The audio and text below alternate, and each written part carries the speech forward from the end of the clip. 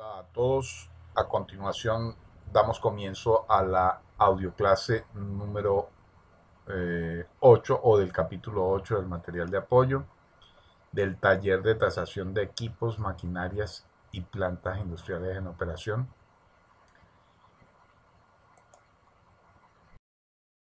Vamos a hablar de las definiciones particulares del precio.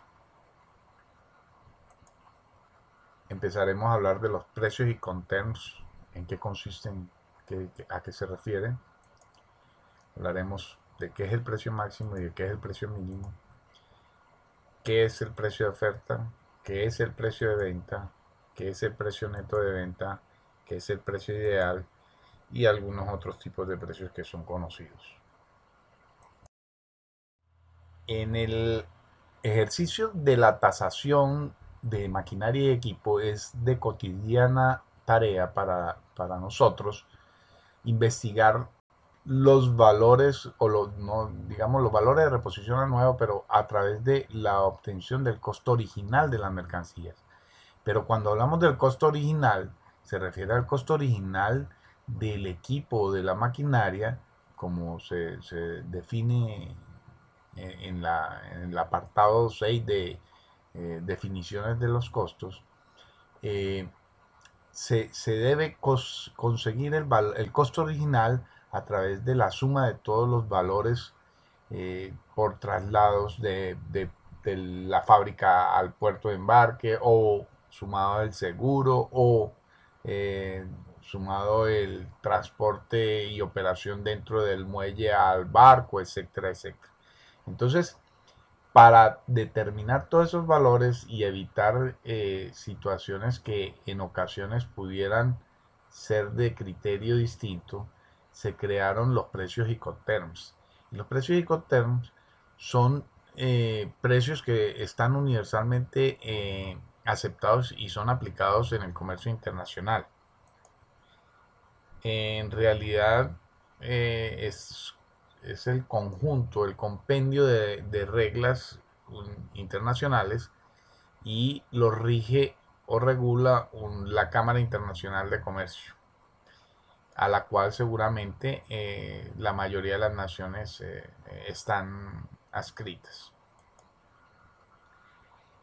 Cada término permite establecer o determinar específicamente cuál es el alcance de cada uno de los componentes que conforman el contrato de compraventa.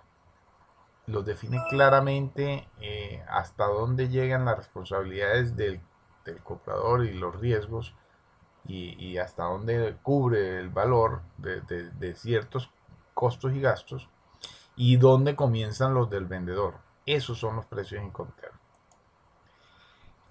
La selección de cualquiera de estos términos en la obtención del valor en la obtención del costo original, obviamente va a influir en el costo de reposición a nuevo del producto que está siendo tasado y del que fue contratado para importación. En síntesis, entonces, los precios Incoterms son reglas internacionales de universal aceptación que permiten determinar el alcance de los elementos que componen el contrato de compraventa. Por ejemplo, podemos mencionar el alcance del precio. También en qué momento y dónde se produce la transferencia de riesgos sobre la mercadería del vendedor hacia el comprador. El lugar de entrega de la mercancía. ¿Quién contrata y paga el transporte? ¿Quién contrata y paga el seguro? ¿Qué documentos tramita cada parte y cuál es su costo? Con eso, los Incoterms quedan en el contrato de compraventa prácticamente definidos. Ahora bien, esos precios Incoterms, y como se dijo, son términos que indican el alcance de cada uno, pues tienen distintas, de acuerdo al alcance que tienen distintas denominaciones. Por ejemplo, se debe establecer en primer lugar las clases de precios. Hay una clase que es la clase E, hay una clase que es la clase F, hay otra clase que es la clase C y hay otra clase que es la clase D.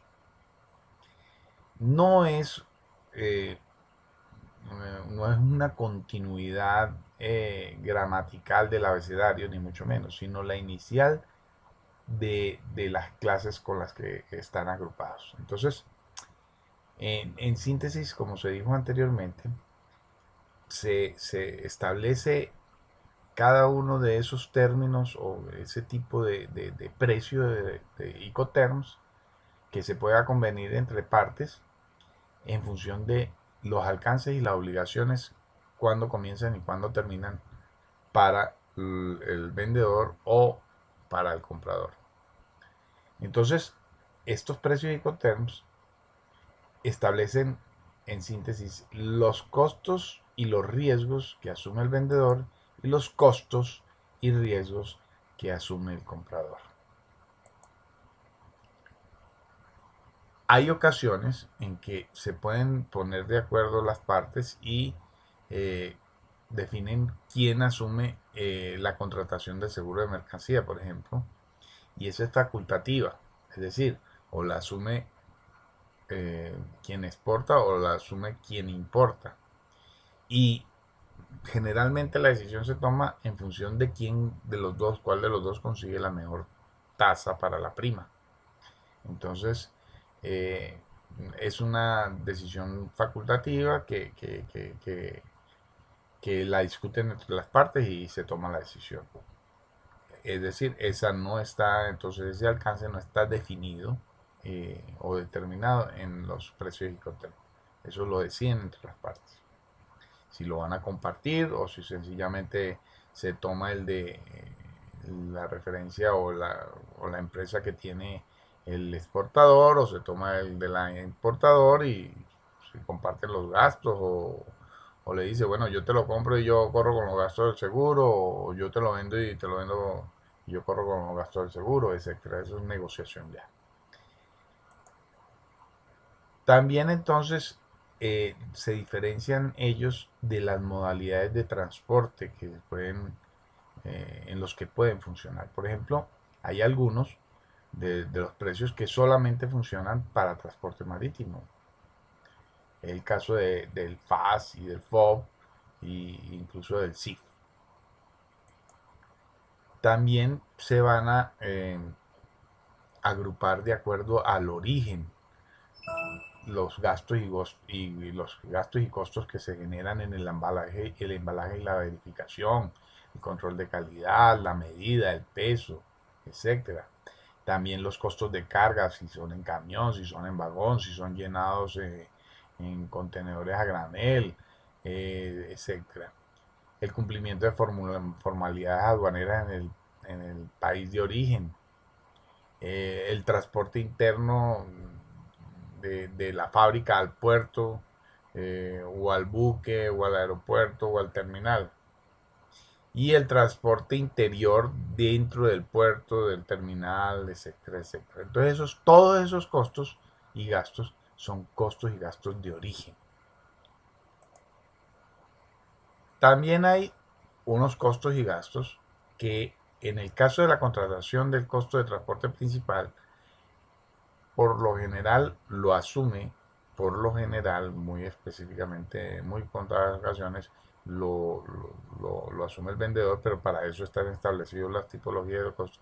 Pero por lo general lo asume el comprador. El costo la contratación del costo de transportación principal, si es vehículo, si es terrestre, si es en ferrocarril, si es en barco marítimo o si es aéreo, pues eso se define en el transporte que se contrata.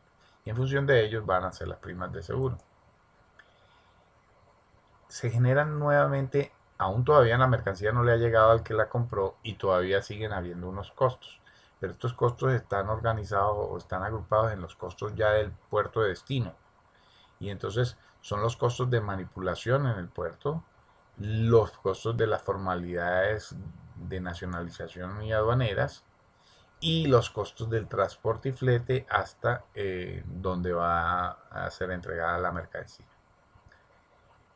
Todo eso pasa también porque debe definirse en cada uno de esos términos hasta dónde llega o dónde empieza o dónde termina los riesgos de cada una de las partes. Entonces hay una transmisión de los riesgos o la entrega y hay que definirlo en cada uno de estos términos. Se define en dónde es la transmisión de los riesgos.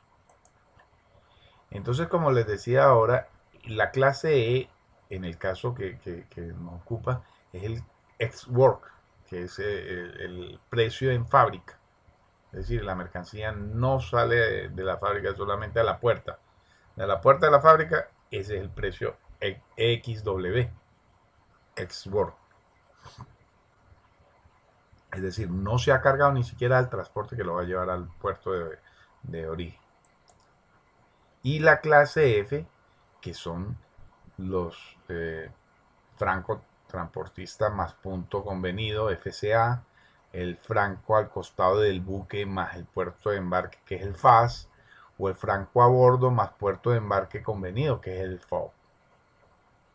Ese FOB, valor o precio FOB, y el precio SIF son los que más se conocen. La mayoría de las bibliografías siempre se lo mencionan a uno, precio FOB, precio SIF. El precio FOB es libre a bordo o free on board en realidad. ¿Okay?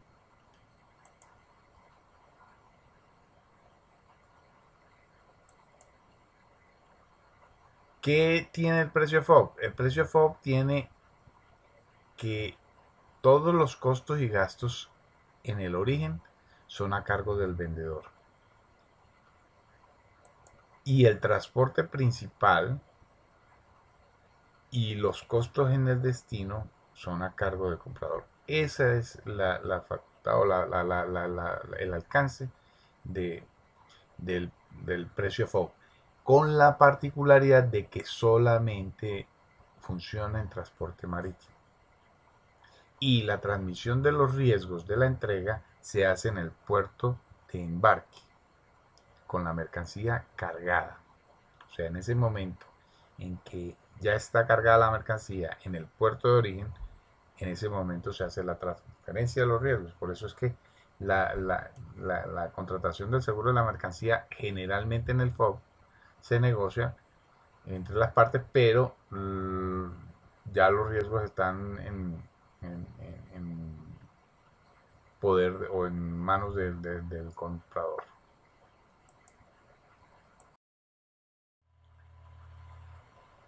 La clase C se refiere a los costos y gastos que tienen como comienzo de sus siglas en el inglés la C, por eso se llama clase C. No hay otra razón, no es que estén organizados de otra manera, es simplemente por su forma de abreviarse en el inglés. Entonces, la clase C, como les decía, también define dónde van a ser, hasta dónde van a llegar las responsabilidades, los riesgos y los compromisos del vendedor y cuáles van a ser del comprador. En el caso del transporte pagado hasta el lugar de destino convenido, está solamente asumido por el comprador. La manipulación en destino, las formalidades aduaneras y la mitad del transporte en el interior del país de destino. ¿Ok? Eso por poner un ejemplo. Y ese es el Incoterm CPT.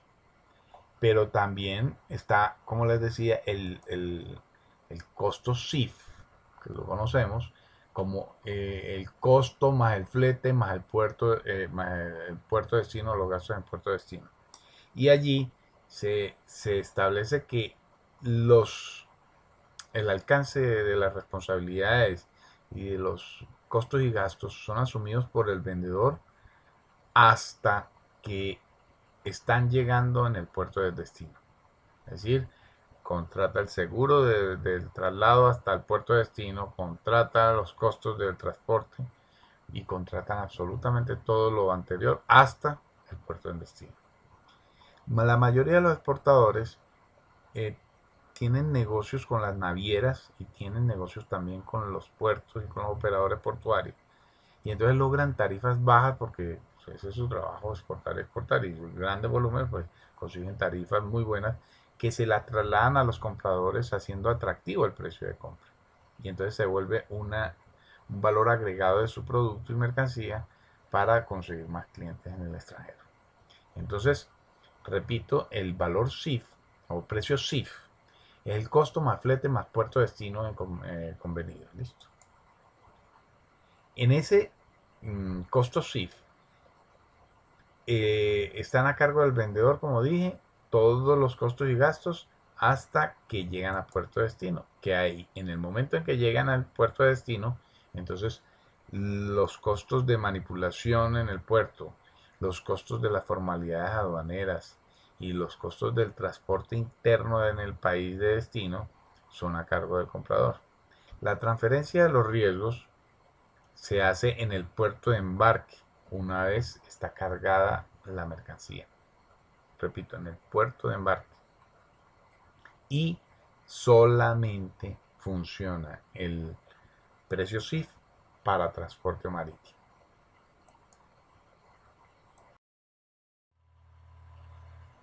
Después viene los, los precios Incoterms clase D. Repito, se llama clase D solamente porque su abreviatura en inglés comienza por D. Que es la traducción de entregado del producto o la mercancía. Entonces, eh, comencemos con el primero, que es el DAT, que es entregado en terminal más lugar convenido. Y aquí solamente son asumidos por el comprador los costos de las formalidades aduaneras en el país de destino y el transporte interno en el país. Pero la transferencia de los riesgos son en el terminal de destino, descargar la mercancía, y los costos de manipulación internos también son del país, perdón, de destino, también son cargados al vendedor. Es decir, que en el DAT, la mayoría, o en este grupo clase D, la mayoría de los costos, absolutamente la mayoría de los costos son asumidos por el vendedor. Entonces en la clase D tenemos uno que absolutamente todos los costos y gastos hasta la entrega de la mercancía son a cargo del vendedor. Entregado en el lugar convenido. Este es lo que se llama en el comercio, o sea, en el mercadeo, puerta a puerta.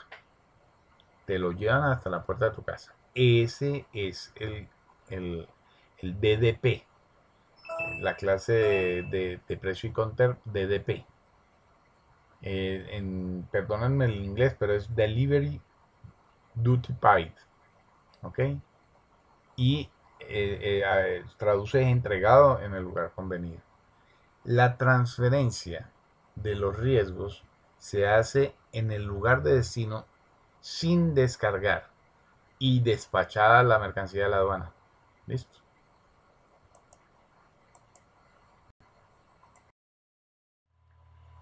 El precio máximo consiste en una cifra tope a la cual se logra intercambiar un activo o un servicio.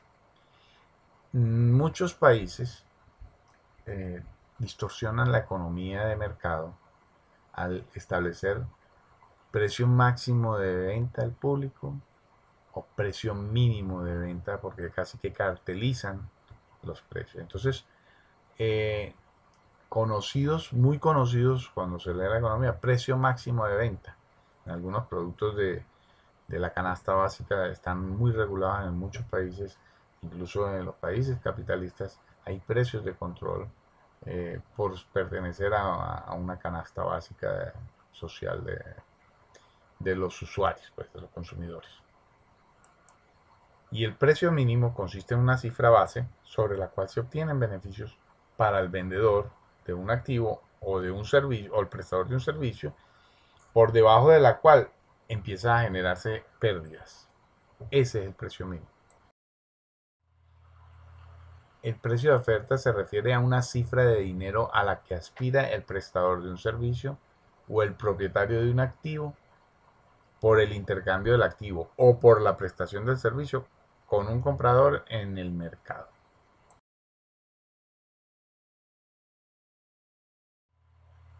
El precio de venta es la cifra alcanzada por la venta de un activo en un intercambio sensato entre un comprador y un vendedor libremente motivados y en pleno conocimiento de las características del activo.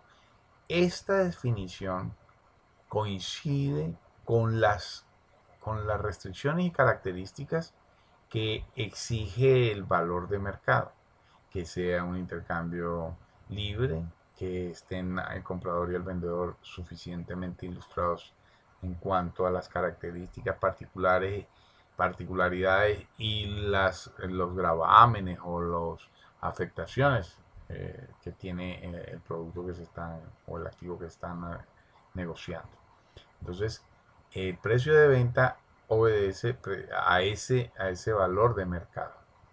Y el precio de venta, dice la norma o la guía técnica sectorial 02 del ICONTEC RMA, que es el precio de venta, que el precio de venta es un hecho histórico, ya sea de conocimiento público o de conocimiento confidencial. Es decir, lo manejan solamente personas muy allegadas. eh, Sin embargo, se convierte en un hecho histórico porque ese es el que va a ser registrado en la contabilidad de la empresa. El precio neto de venta y el precio ideal. El precio neto de venta corresponde al precio de venta descontando de ese mismo los gastos y costos causados en el proceso de venta. Por eso es que se llama neto, porque le quitas, le, le, le, le, le sustraes al precio de venta todos los costos y gastos que se generan en un proceso de negociación o de venta. Y el precio ideal es aquel que logra que ese producto se venda a ese precio durante la mayor cantidad de tiempo posible y con un gran o un margen de beneficio deseado interesante.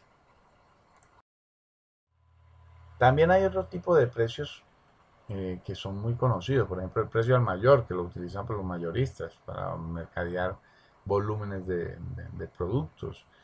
Se habla de precio al mayor cuando se habla de docenas, en el caso de los zapatos hablan de la curva es que tienen números, en el caso de los zapatos masculinos, tienen curva del número 36 al número 43, y entonces es una docena de zapatos, pero en esa curva se tiene uno de 36, dos de 37, dos de 38, uno de 37, uno de 38. Yo no me acuerdo cómo es, pero sé que así hablan entre ellos. Entonces, el vendedor de zapatos o el fabricante llama a sus clientes y les dice, vea, tengo este zapatico, le muestra el modelo, le gusta al cliente y dice, bueno, ¿a cómo me lo pone? Bueno, yo le pongo la docena a 150.000 pesos, por poner un ejemplo. La unidad y 150 por 12, entonces ya tiene el valor de la docena. Y no se ponen a hablar de las tallas porque ellos saben que cada docena es una curva que llaman ellos y esa curva tiene tantos de una talla, tantos de otros, de acuerdo a la estadística que se tiene y que ellos manejan muy bien del tamaño del pie del colombiano, que es muy similar en Latinoamérica y que esa curva seguramente será distinta en el mercado americano. El precio al por menor o al menudeo, pues una vez que el mayorista compra a un precio, él no vende a ese precio el producto, él es un intermediario, entonces le, le incorpora su margen de ganancia y recupera sus costos de traslado, de personal, de administración, de todo. Entonces, esos costos de administración, imprevistos y utilidades o AIU transforman al precio del mayor en el precio al de tal. Entonces, ese es el que se conoce como precio al menor o al menudeo. Precio autorizado es aquel que requiere la autorización de un organismo competente o una institución del Estado competente para regularlo o para autorizar el valor de un producto X. Precios autorizados nacionales, todos sabemos que hay algunos rangos en los que se mueven los precios de la luz, del gas, de los combustibles, de los correos, sobre todo los combustibles, que Colombia es el país que más paga el usuario por el consumo de combustibles. Y irónicamente, en todas partes, cuando sube el precio del petróleo, pues suben los combustibles, pero cuando baja también bajan. Colombia nunca bajan los precios de combustibles y en esto tiene que ver mucho la avaricia fiscal de la nación, que lo carga y lo llena de sobretasas tan que hacen imperceptibles las disminuciones del valor del crudo en un momento dado, y nosotros estamos pagando todavía alrededor de $4 por, por, por un galón de combustible, y en Estados Unidos pues están en tiempos de vacas bonanza para los que se desplazan en vehículos, porque están en $2 de consumo. Y normalmente también ellos pagan $4 y medio $4, póngale, por el galón, 3.90, y aquí nunca se ha bajado de eso. O sea, nosotros aquí hemos llegado incluso a pagar a 5.20, $5.30, cuando el dólar estaba a 1.800. Entonces, esos son los precios autorizados, son regulados, y no estamos hablando de precios de mercado, obviamente, porque son manipulados por el Estado o por las instituciones que lo regulan. Y cuando lo regulan no siempre es para beneficio de los usuarios, es porque ellos le meten sobretasa a muchísimas de las cosas. Cuando usted ve los precios de los servicios públicos, aquí incluso los ponderan y hacen que los del estrato 6 hacen, no es la nación, hacen que los del estrato 6, el estrato 5 y el estrato 4 subsidien a los estratos 3, 2 y 1. Precios autorizados autonómicos. Transporte urbano, por ejemplo, o el metro, son precios autorizados, pero son autonómicos porque son empresas mixtas que tienen que generar beneficios para poderse hacer su mantenimiento, su renovación permanente, o sea, tienen la obligación de generar beneficios. Entonces, estos precios autorizados autonómicos pasan por el de la autososten, perdón, autosostenibilidad. Esa es la palabra. Entonces, los precios autorizados autonómicos generalmente se utilizan en empresas del Estado o mixtas, eh, que tienen esa particular. Las concesiones, por ejemplo, lo que cobran en los peajes son precios autorizados, pero autonómicos, porque ellos tienen que garantizar, primero, el equilibrio financiero de la inversión que hicieron, y segundo, el mantenimiento y los servicios dentro de la autopista. Igual pasa con las clínicas y con los hospitales de la nación. El precio bruto es aquel precio que se tiene antes de aplicar reducciones o descuentos. El precio de penetración es un precio bajo que se le aplica a los productos en los lanzamientos, o porque son de fácil imitación, o la demanda puede ser muy sensible al precio, o porque en el país o en la localidad en la que se va a introducir el producto tiene pocas barreras para la entrada de competidores. Entonces se llaman precios de penetración. El precio de mercado es aquel que no tiene alteraciones artificiales de lo que es el mercado en sí, es decir, de la oferta y la demanda. El precio de liquidación es el precio reducido que se obtiene para poderlo convertir en dinero en efectivo en muy corto tiempo. Ese es el precio para liquidar pues inventarios, o para hacer el cierre de una empresa, o para hacer un cambio de línea. Por ejemplo, usted tiene en la vitrina un zapato que usted ve que está quedado, que Y hablo de los zapatos porque mi familia tiene empresa de zapatos y converso con ellos de esto y me dice, no, pues yo tengo un par de zapatos que me encantó a mí y tengo 30 años en los zapatos, pero una cosa es lo que me guste a mí y otra cosa es lo que le gusta a la gente. Y entonces yo empiezo a ver ese zapato y lo veo ahí quedado. Yo, man, yo no me quedo con ese zapato ahí. Yo lo liquido lo más rápido posible, recupero otra vez mi liquidez sacando ese inventario de ahí.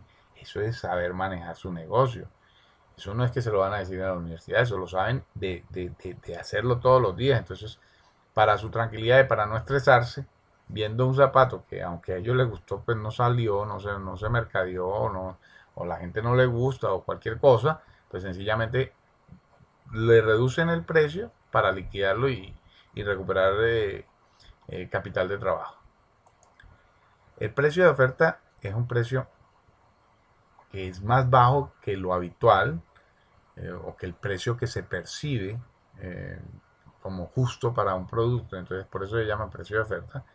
Y es lo que se consigue normalmente en las promociones, en los centros comerciales o en las rebajas o en los madrugones o en todas esas ofertas que ustedes normalmente ven en los que lo que se busca es vender volumen por parte del vendedor, eh, sacrificando márgenes de beneficio.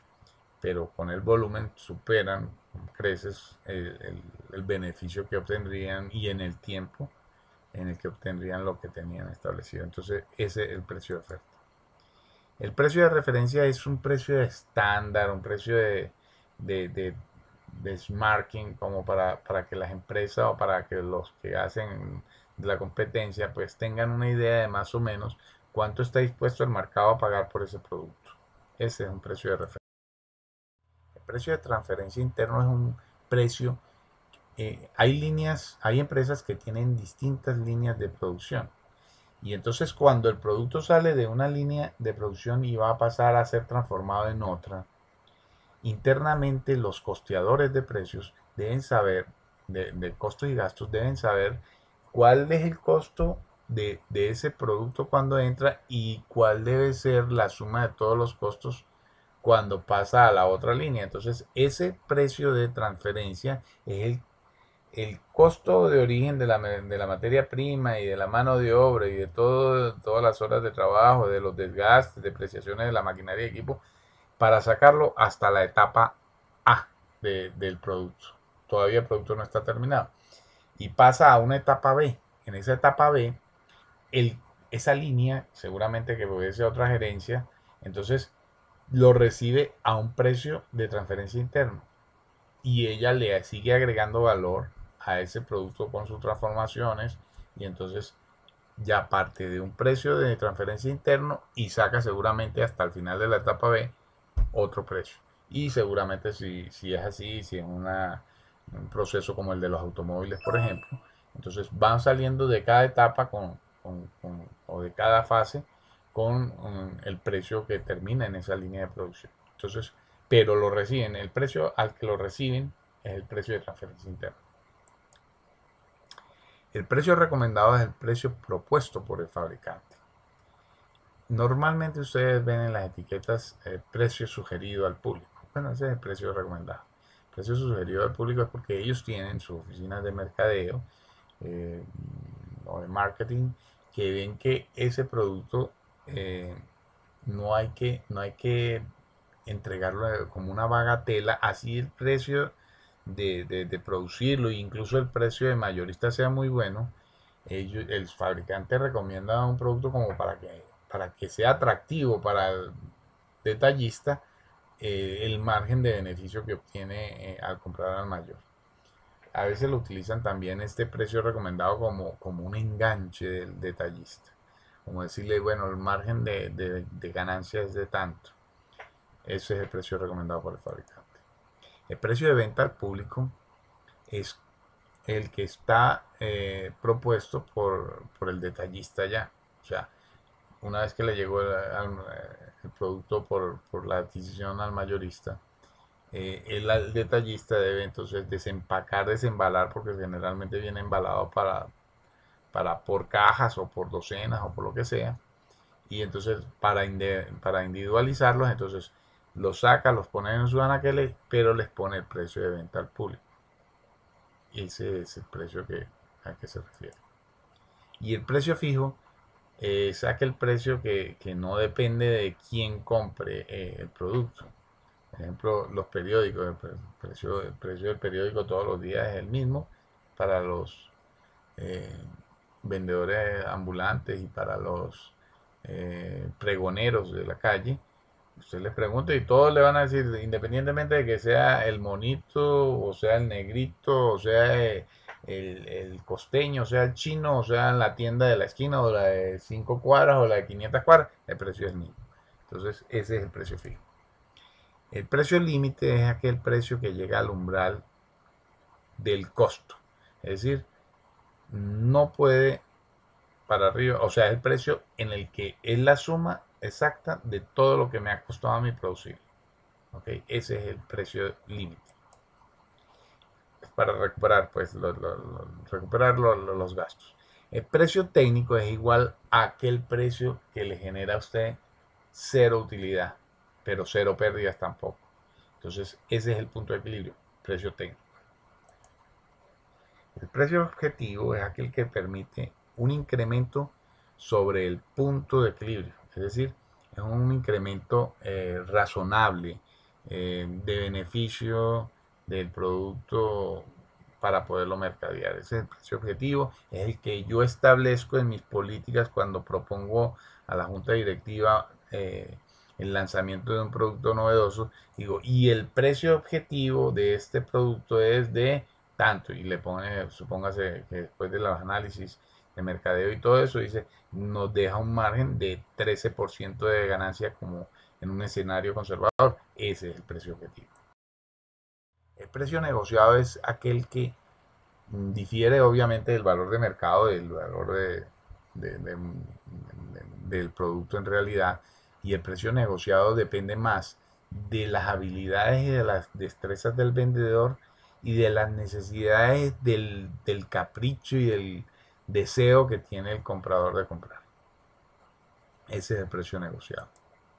El precio primado es aquel precio que es más alto que los de sus similares o de sus pares en el mercado a cambio de que tiene una buena calidad, tiene buena fama, buen prestigio, tiene un know-how la empresa que lo produce y, y tiene una apetencia superior. Usted no compra al mismo precio un bolso Louis Vuitton que un bolso Louis Restrepo.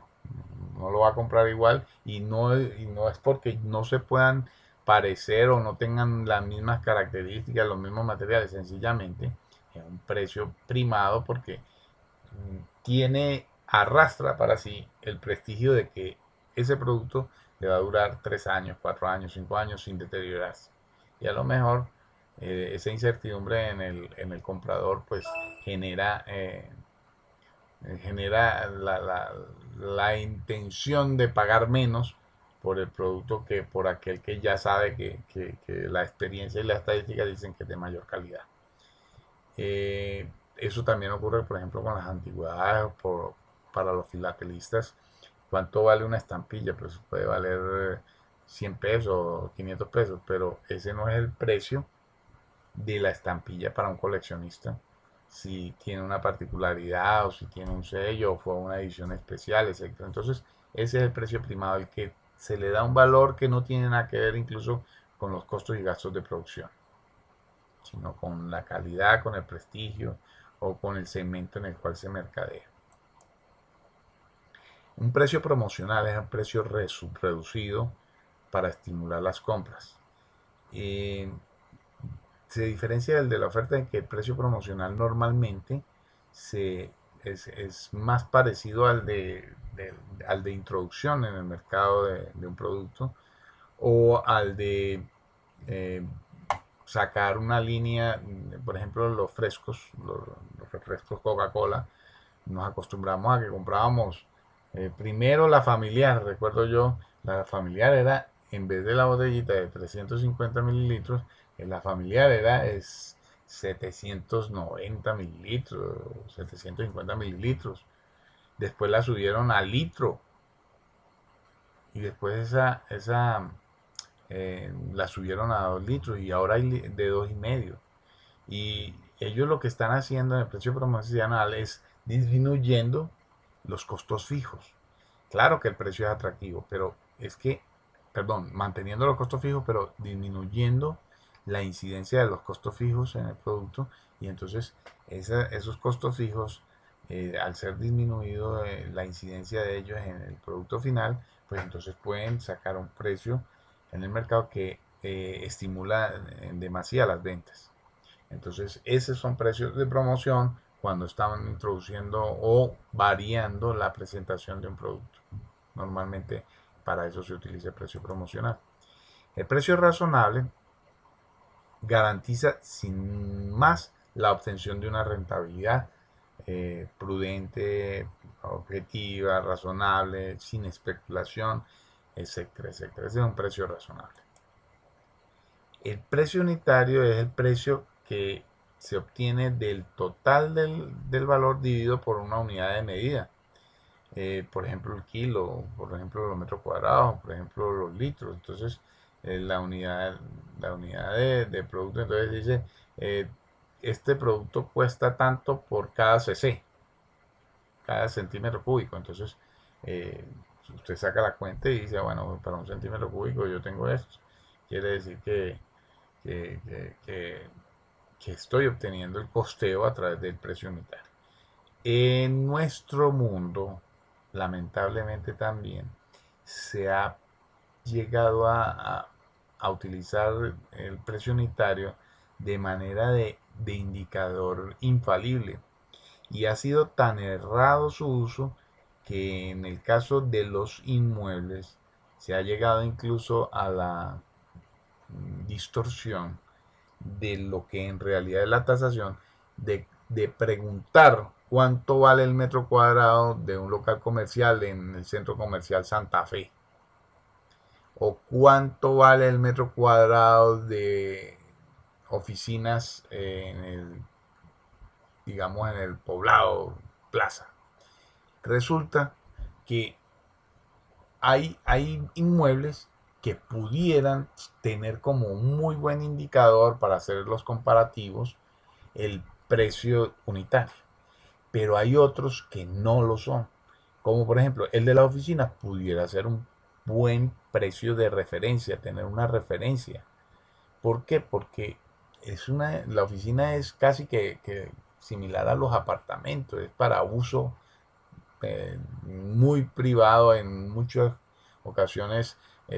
Puede ser que para los consultorios médicos pues ya no se consideran como una oficina, sino que se consideren como unos locales, porque es que la diferencia entre cada uno de ellos, los locales comerciales y las oficinas, digamos, profesionales, es que los locales comerciales son inmuebles hechos para explotación económica, es decir, deben producir renta.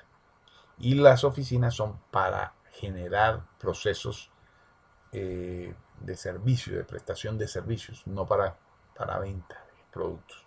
Entonces, esa diferencia hace que el local comercial se mida es por la capacidad de generar ingresos, y por eso es que el método recomendado para tasar el local comercial es el método de la renta. Entonces hay ocasiones que antes eh, digamos, mis profesores o mis instructores iniciales tenían algunas dudas, pero era porque desconocían cómo se hacía. Y es que decían, no, en el hueco no se puede hablar de metro cuadrado de menos de 20 millones. Y eso si le dan una prima comercial de 400 millones.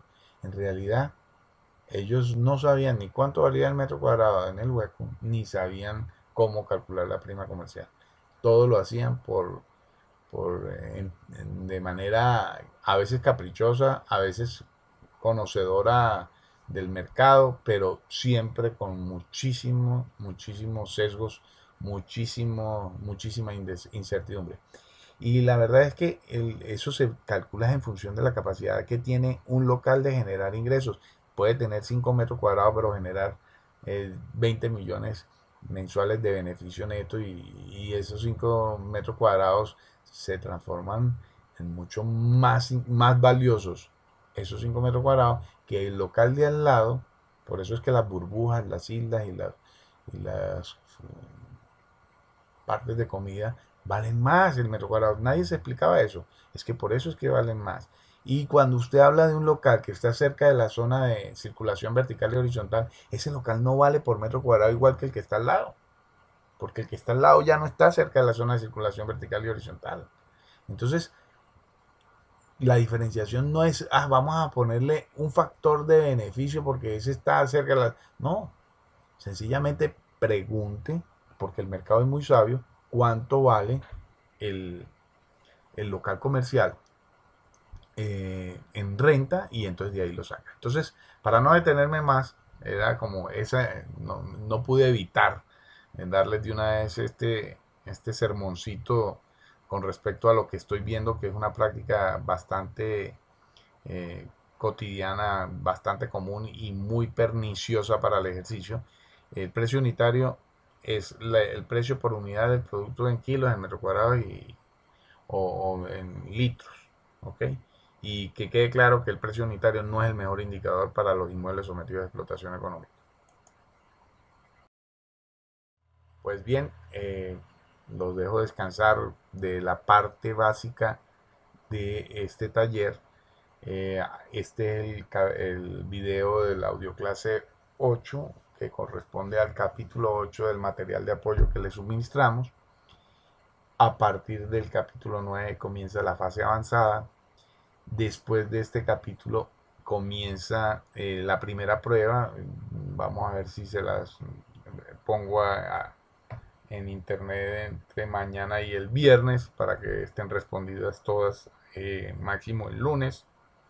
Ustedes verán en qué momento lo hacen. Tienen para presentar esa prueba van a tener tiempo muy suficiente. Son muy sencillas, repito. Si tienen que haber visto, tienen que haber tomado notas, tienen que haber leído el material de apoyo, pero son todas las preguntas van a ser producto de lo que está en los videos y de lo que está en el material de apoyo. O sea que no deben tener ningún problema, incluso de que todos tengan la máxima nota que 100. Pero como aquí nadie es perfecto y todos podemos equivocarnos, es probable que con tantas definiciones que son a veces confusas, incluso aún después de haber estudiado puede presentarse debate en la confusión de un término con otro, pues tenemos la holgura de que podemos equivocarnos hasta un 25% y la nota de aprobación será el 75%. En caso de que por cualquier razón no logran la nota del 75%, tienen otra oportunidad, una segunda oportunidad para aprobar la fase básica y deben superar la prueba con el 80%. Para aquellos que piensen que van a presentar la primera prueba y sacan 60 y entonces presentan la segunda y es la misma prueba, les advierto que las pruebas son totalmente distintas. Es más, la segunda, aunque no es más difícil, las preguntas son similares, son aleatorias, es más, pueden salirle a unos, no se parece la prueba que presente uno a la que presente otro, porque son de cada 50 preguntas que ya están previstas, aleatoriamente en el momento en que ustedes abren el cuestionario, se les abren 6 7 preguntas de cada tema o 5 preguntas de un tema de esas 50 y pudo agarrar la A, la 7, la 9, la 15 y en otra ocasión, en la segunda oportunidad, pues entonces agarra la 3, la 7, la 2, ¿no? Puede repetirse también, por casualidad, se le repitió una de las preguntas que le había salido en el primero, porque como les digo, es aleatorio. En todo caso, muchas gracias por su atención. Espero que estén a gusto con el tema, que les esté generando eh, satisfacción en los conocimientos que están adquiriendo. Sigo atento a todas sus consultas. Les sugiero que entren a los foros, comenten qué les parece tal o cual definición, si quieren satisfacer las dudas. Recuerden que aquí, entre más personas participan, seguramente más nutridos quedamos nosotros, y me refiero a todos, porque yo también quedamos de este taller. Así que hasta pronto y tendrán la próxima tanda de videos, seguramente empezará a llegarles a partir del lunes. Un abrazo.